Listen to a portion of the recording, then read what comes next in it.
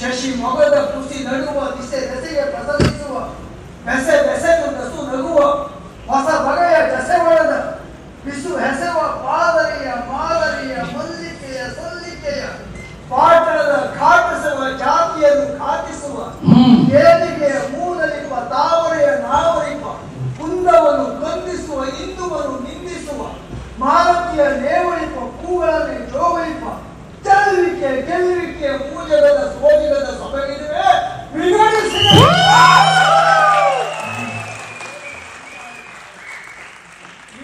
ಬಿಸುನಿಯ ಪಾತ್ರೆಯೊಳೆಸೆವ ಸುಪಾಯಸರದಂತೆ ಮೂಡ ಬಾಳಿನ ಕರೆಯ ಕುಂಕುಮದ ತೀರ್ಥದೊಳು ಮಿಂದೇರುವ ಬಾಳುವ ಪ್ರವಾಹದಂತೆ ಕೆಳಿ ಪಡಲಿದಂತಹ ಮುಖ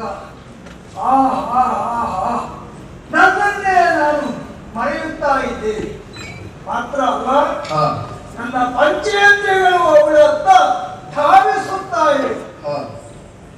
ನೋಡ್ಬೇಕು, ಕೇಳಬೇಕು, ಮಾತಾಡಬೇಕು, ಸ್ಪರ್ಶಿಸಬೇಕು.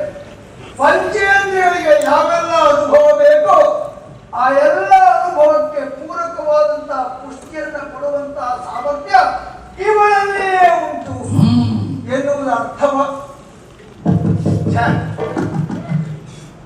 ಇಷ್ಟು ಸುಲಭದಲ್ಲಿ ನನ್ನಂತವ ತಪ್ಪುದ. ಇದೆಲ್ಲ ಏನು ಎಷ್ಟು ಅಂತ ನೋಡಿ ಬಿಟ್ಟು ಬಂದವನು ನಾನು. ಮತ್ತೆ ಪುನಃ ಅದೇ ಆಕರ್ಷಣೆಗೆ ಒಳಗಾಗುವುದು. ಪರಿಣಾಮ ಏನು?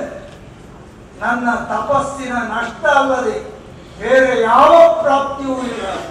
ಇಷ್ಟು ಗೊತ್ತಾದ ಮೇಲೆ ಇವಳತ್ತ ನಾನು ದೃಷ್ಟಿಯನ್ನು ಹರಿಸುವುದಲ್ಲ, ಸ್ವಸ್ಥಚಿತ್ತ